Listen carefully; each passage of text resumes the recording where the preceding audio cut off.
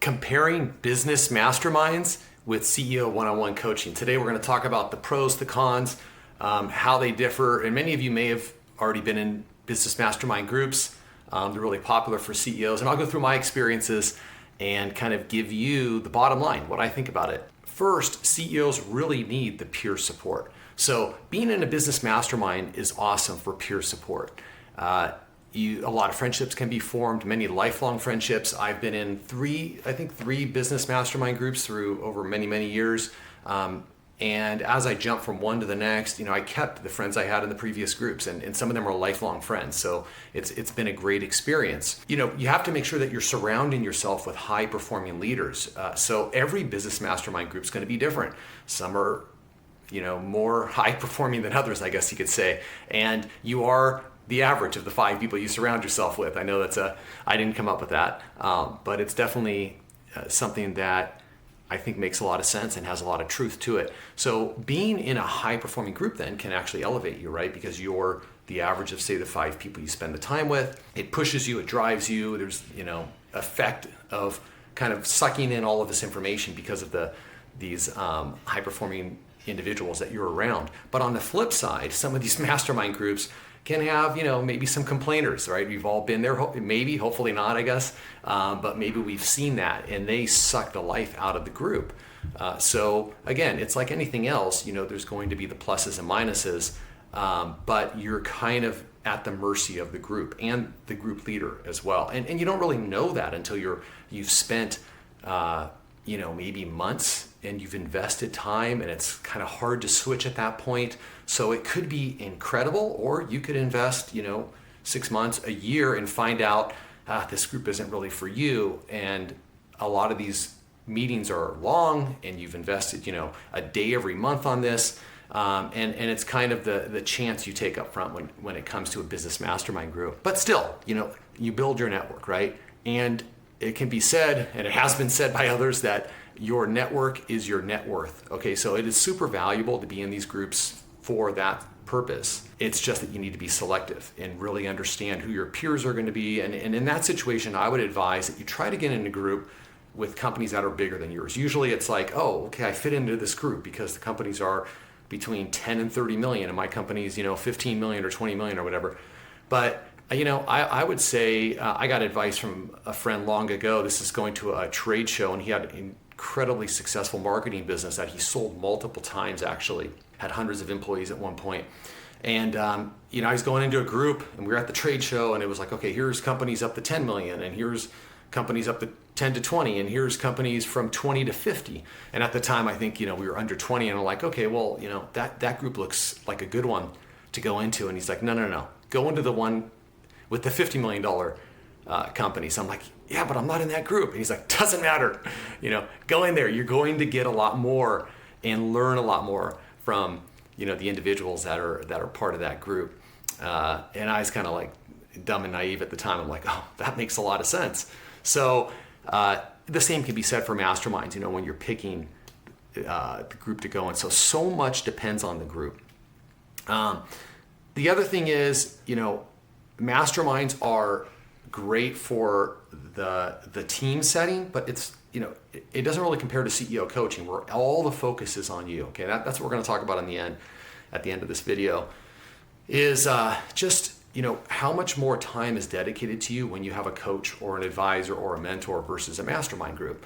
A mastermind group, typically, you guys know the deal. You go in there and everybody gives an update, and before you know it, 2 hours have gone by, and did you really gain any value? I mean, selfishly, did you go there to improve your business beyond the social component? So there's not a lot of time spent directly on your challenge. And then, of course, what happens? You always have somebody who every single month they've got 10 problems. So the focus is always on them. And they come back every month with more problems. And you're trying to be fair, and you're trying to be a giver and help out, but how often are your problems being addressed, and in what depth are they being addressed? Usually it's kind of surface level. No one's really diving into your numbers. They're just kind of going off what you what you tell them, which often isn't enough information. They don't really understand your business. I mean, they know it, but generally in a mastermind, you're all different types of companies, right? Because they don't want any competition. So they don't maybe truly understand your company. So some of the groups can have amazing advice. Yeah, and I've gotten that, depending on who's in the group. But others, you're giving a lot more than you're getting, okay? Which is fine. You're developing amazing friendships and you're getting the social component, but it's not the same as having a coach who's there just for you. All that attention is on you, and they're learning your business, and they're diving into your problems, and they're understanding your numbers. And so that's where I would say they totally differ. So some limitations of masterminds, if you look at, there are definitely a lot of positives, and especially on the social and networking side, but some limitations, they are very time consuming. Okay, you're there for, usually 3/4 of a day, and then that could include some commute time. And during that time, how much of your problems are being solved and how many questions are being answered. And if it's remote, you're there, and probably 50% of the people aren't paying attention at any one point. That's just the fact of remote mastermind, unless you have a really, really good moderator. And a lot of value goes on the moderator.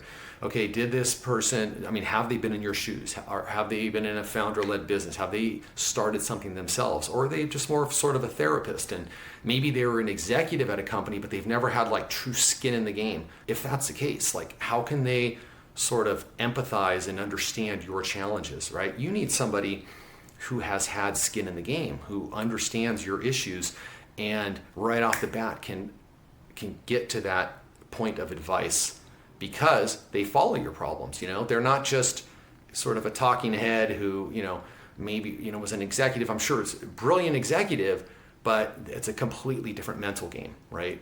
For somebody who hasn't started, founded, and then grown a company like maybe yourself. So these are some of the limitations. A lot boils down to that moderator. It's not focused on you. You don't get as much one-on-one direction. These are some things that we've talked about. And then the other thing with masterminds, everything's sort of depending on how they're set up, you kind of have to allow people to have an update, because if you don't, people don't really get to know each other, right? So a lot of times they start around, okay, here's the clock, everybody 3 minutes, give your update. But before you know it, you got 12 people in the group, but it goes more than 3 minutes. And then there's a break, and so you're 2 hours into it, and then the updates are finally done. Everybody's talked about the birthday party or what they did over the weekend, which is good, okay, on the networking side, but is it really helping you sort of on the business side? Okay, so still, I really support masterminds. I think there's a lot of value. They are less expensive, right? So it's a very kind of approachable way for founder CEOs to kind of get a network around them. Remember, you're on an island, so they definitely serve a great purpose as far as kind of getting a network around you, getting support, people who kind of feel the same things you feel, and hopefully some problem solving at the same time. And like I said, more affordable, right? Because there's usually 12 people. Maybe you're paying $500, $1,000 a month, and that could be time well spent if you have the right moderator. Okay, but then now let's kind of contrast that with CEO coaching, mentoring. And before I get into that, I'll tell you a quick story. I started my company in 2001, sold it in 2021, so 20 years, okay? And for the first, 15 years, I was, of course, doing these mastermind groups and figuring things out myself. And the reason I jumped to new groups was, the company kept growing, right? I didn't want to. Sometimes people can stay in the same group, I think, for too long, okay? You can love the people in the group, but you can move on to a new group, right? To kind of challenge yourself and get some new learnings. So anyways, I did that several times. And still, it wasn't until I really got some great advisors, okay? I had 3 different groups of advisors, okay? 2 really seasoned veterans that helped me think about organizing the company. So they were more on structure, strategic advisors. I had one who became a really good friend of mine who helped just on the sales side. Incredible salesman, global experience, and really got me focused on sales, and I learned so much from him. And then during the deal and closing the deal, had an incredible advisor that was just there on the sell side. Okay, all of them can be called coaches, advisors, mentors, whatever you want to, whatever phrase, word you want to use. But the point is, they were there just for me. Okay, they were there just for me. 100% of their attention when I'm working with them was just to help me solve problems within my business. And there's so much value in that compared to spending a day and hoping, you get your problem solved or you don't get it solved. Sure, it's more expensive, but if you get results in your business, is it really more expensive, right? I mean, these business is high stakes. Okay, there's, hopefully big profit extremes, and you can be on the positive side of that. Is $5, $10, $20,000 really a big deal if you have the right mentor or coach? So luckily for me, it ended up being serendipitous, I guess, to be able to just kind of fall in with these different mentors and advisors at the right time. And I'm still friends with every one of them till this day.